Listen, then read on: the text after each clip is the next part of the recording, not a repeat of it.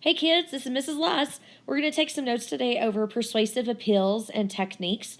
And so you have been given a handout that looks just like the one that is on your screen right now. And so as I talk and I write, you're going to go ahead and add the information to your notes as well. So persuasive techniques is this whole realm of different ways to convince someone to think or to feel or to purchase a certain idea or item or just a thought in general. And so these are basically broken up into persuasive appeals. These were created long ago by Aristotle. So this is a Greek philosopher who kind of sat around and he's like, what should we call a way to persuade somebody? So he came up with ethos, pathos, and logos. And so these are also known as rhetoric. So persuasive writing and speaking is called rhetoric. And so please write that word down at the top. So rhetoric, it just involves, again, persuasive speaking, persuasive writing. And so with our categories of ethos, pathos, logos, there's certain things that apply to those. So ethos is known as the ethical appeal. With ethos, it's all about trust. It's all about the person who is trying to convince you of something. Is it somebody that we would trust to babysit our children? Is it somebody that we would trust to watch our house while we're gone? Is it somebody that we believe in for some reason? And so with that, we're looking for them to be credible. Again, it's about trust. So trustworthy. Is it somebody who appears to be confident? Are they likable?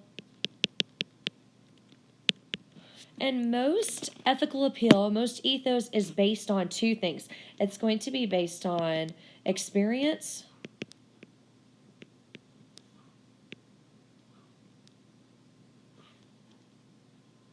which comes from years of doing something, that knowledge of it.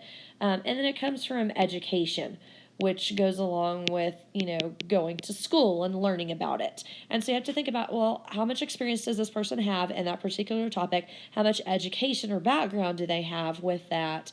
And when you put those together, this should make that type of person very credible, very trustworthy. They should be confident in their knowledge. Likable, it just kind of depends. So here are the different types of techniques that fall under that persuasive appeal. So we have different types of testimonial. So depending upon the type of person involved, we have our 4 different ones. And so plain folks testimonial is the first one we'll talk about. Plain folks involves just normal, average, everyday people like you and me who are trying to be convincing. What's convincing about this is that we can relate to them because they're similar to us. And so testimonial in general is just a person giving their opinion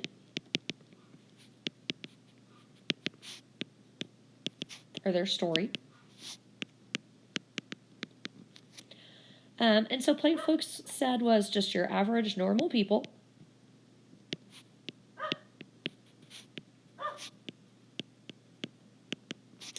who are relatable.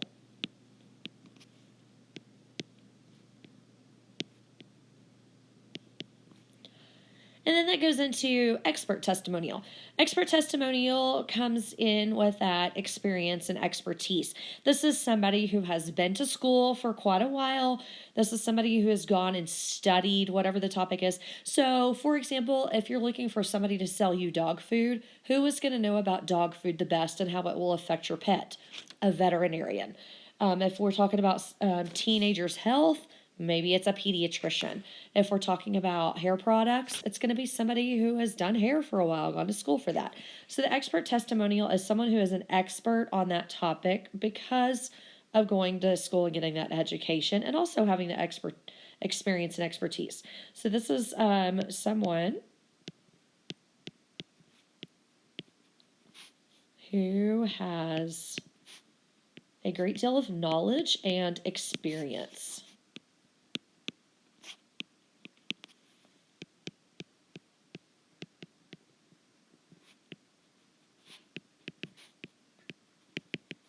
So if we're talking between those two, The one that's going to be more credible is going to be the expert, just simply because they have that wider bank of knowledge about this. The next one's going to be celebrity testimonial. Companies will choose a celebrity who's hot at the moment, somebody who's very popular, somebody who everybody's heard of, seen their face, they recognize their voice or a catchphrase or something, and they pay this person money to go and promote the product. Now, the person has to actually use the product, wear the product, actually like it. They have to rep it in a way. And so with this, you want to choose a celebrity who has kept their nose clean, somebody who has not been in trouble for anything, somebody that, represents that particular product in the best way possible. And so it just kind of goes, if you're going to have an athlete, like an NBA star, Kobe Bryant, for example, then we want to have him maybe representing basketball shoes. Even though he's retired, he would still be a good person, in good standing to represent something like that. If you're doing bubblegum, maybe a hit pop star right now. So celebrity testimonial, this is someone famous whose name, face, voice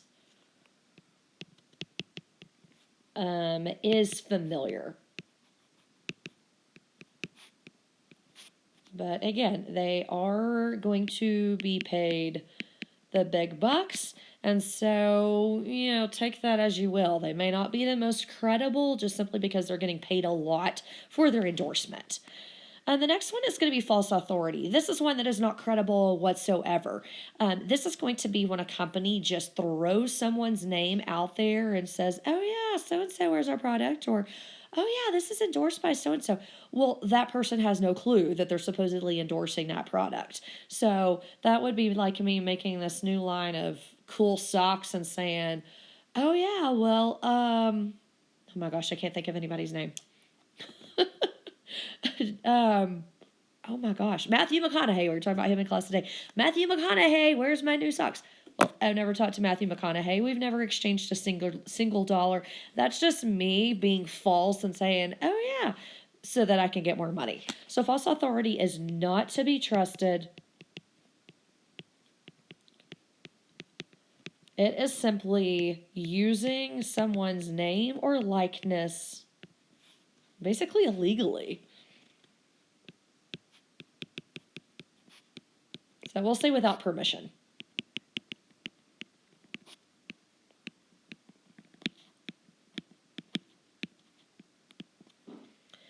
All right, so that kind of wraps up ethos. So again, ethos is all about trust. It's about establishing credibility as a speaker or an author or whatever it is that your purpose is in life.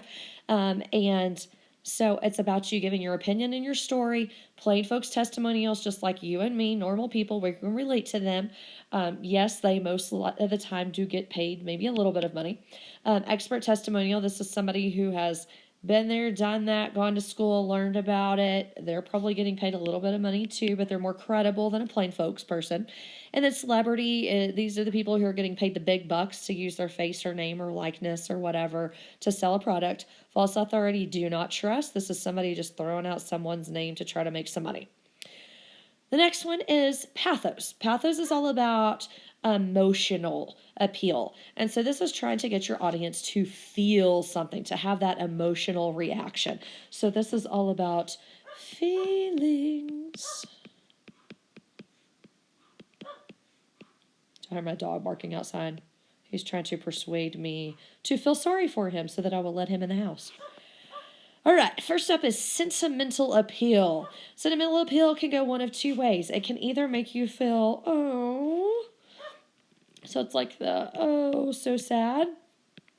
Like those dang animal shelter commercials that I want to change the channel on as soon as I hear that terrible music. Or it could be something that gives you like the warm and fuzzy feeling, like, oh, like cute little puppies and kitties running across the screen. So cute. So, oh, so sad, or the warm and fuzzies. Basically, it's going to have you feel something deep down inside. So this one, you might shed a couple of tears. This one, you're like, oh. The next one's going to be scare tactics or something that is shocking. Scare tactics is often going to work to get you to not do something or to get you to buy something that is going to protect you.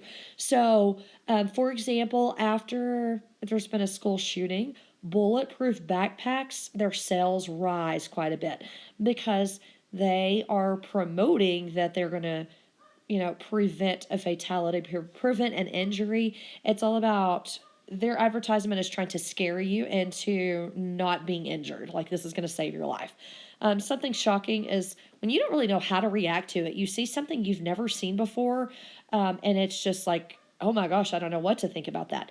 PETA ads are very shocking in a lot of ways. There's some that they show PETA's people for the ethical treatment of animals, and so they will often be very much opposed to anything involving animals, especially like fur coats and things. They'll often show stuff that's very sketchy, like a skinned animal in their ad or something. That's very shocking to see. Most of those are not going to be shown on regular television. You might find them on the internet, on YouTube, but not on mainstream TV. So scare tactics is going to try to frighten you. And then the shocking is going to just, you don't know how to feel, basically. It's like, what? So, don't know what type of reaction to have.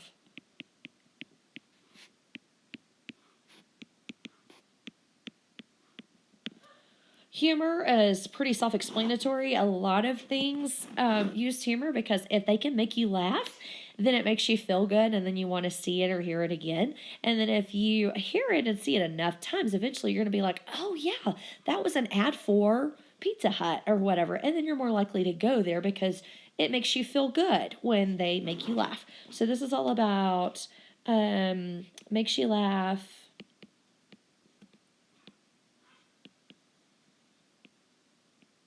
Laugh. And it's just kind of it's a feel-good sort of situation. Feel good, and then you remember. Number 4 is going to be a sense of urgency. This is one where they make you feel like you've got to go do something about it right now. Black Friday is very much like this. Those going out of business sales, it's like you got to do it now. Those dang infomercials in the middle of the night, they always get to me because I'll be watching something at 2 a.m. in the morning and all of a sudden it comes up and you're like, if you don't buy it in the next 10 minutes, you're going to miss out. Or, ew, if you buy it in the next 10 minutes, we're going to throw an extra bottle of shampoo. And so the sense of urgency makes you feel like you got to do it now or you're going to miss out.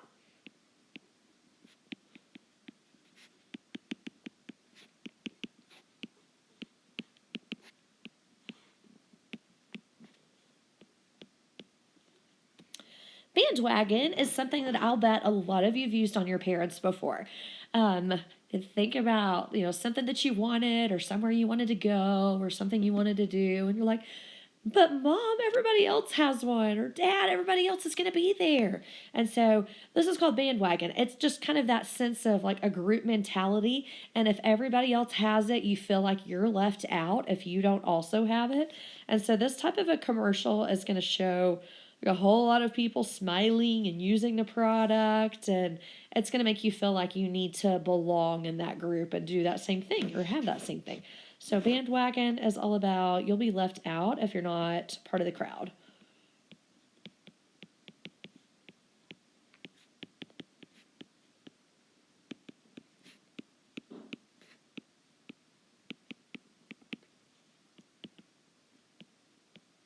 Typically going to show large numbers. This could also play into like the 97% of all teenagers are listening to this song. So you may see like a large number or something. All right, bear with me. We're almost done. So repetition, I'm going to skip one. Loaded language. Loaded language is basically just a lot of adjectives with powerful connotation. So this is when they're going to say things like, let's say it's McDonald's and they're doing kind of like a cheeseburger or something. They're going to say juicy and delicious and mouth-watering and spicy. And they're going to add in those words that make you like almost salivate. And so this is going to be just very strong Adjectives with powerful connotations. So powerful emotions attached.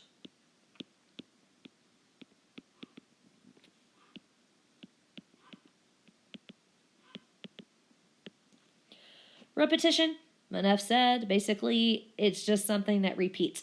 A lot of radio ads do that because they can't show you very much. Well, they can't show you anything. So it's all about what they say. So sometimes they just say the same thing over and over and over again. A lot of the times this is very annoying. You're like, that's so obnoxious.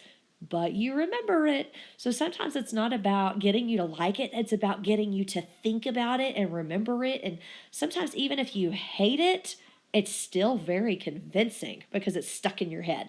So repetition is when they basically repeat things over and over again to get you to remember it.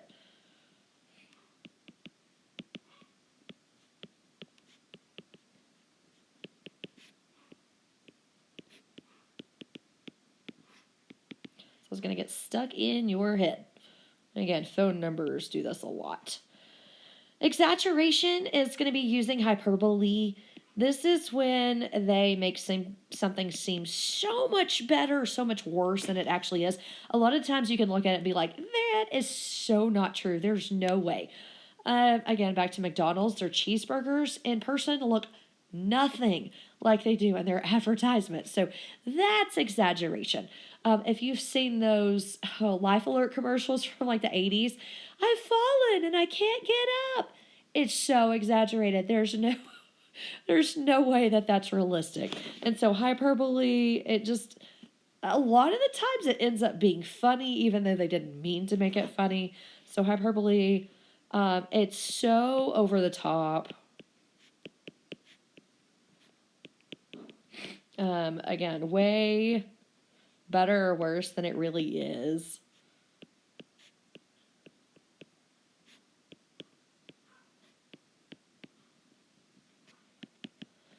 Okay, so those are the main types of emotional appeal. So the different types of pathos. So sentimental appeal is going to make you feel like, or oh. Scare tactics and shocking is going to either scare you into doing something or not do something. And sometimes you don't even know how to react. A lot of the times these are the PSAs, the public service announcements, like don't text and drive, or here's what could happen to you. Don't smoke, or this is what could happen to you. And so it's going to be stuff like that. The humor, it makes you laugh, makes you feel good. You're going to remember it. Sense of urgency is like, you gotta go right now or you're going to miss out. Bandwagon, you got to be a part of the group or you're missing out. You use this on mom and dad probably. It probably doesn't usually work. It never did on my parents. Loaded language, this are going to be those really strong adjectives like juicy, fresh, stuff like that. Repetition over and over and over again, stuff that I do every day, all day long, all the time. And then exaggeration, it's just like over the top, bigger or worse or whatever than it has to actually be. All right, let's talk about logos and then we are done.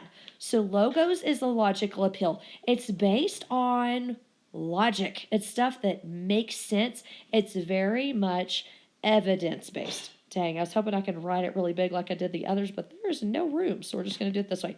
So it's based on evidence. And so when we're talking about credibility as a writer, the best one to use is going to be logos because you've proven you've done your research. And so this is all about the proof.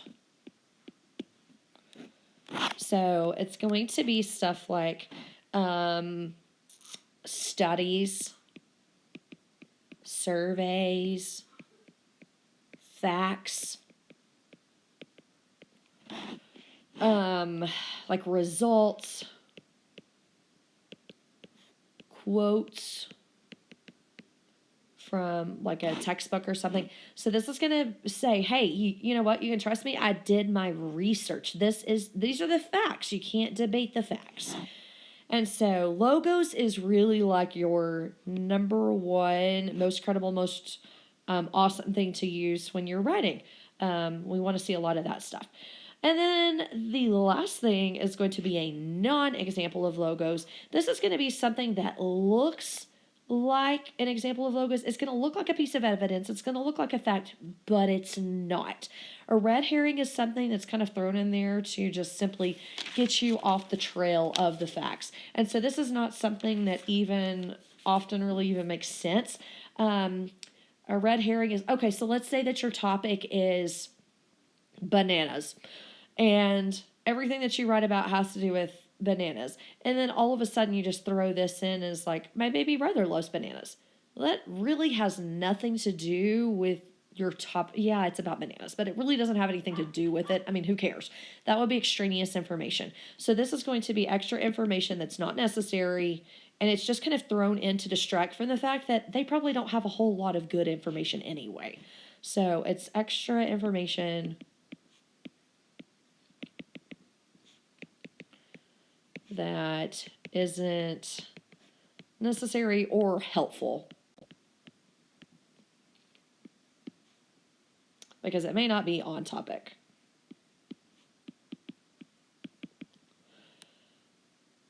Okay. I think we're done.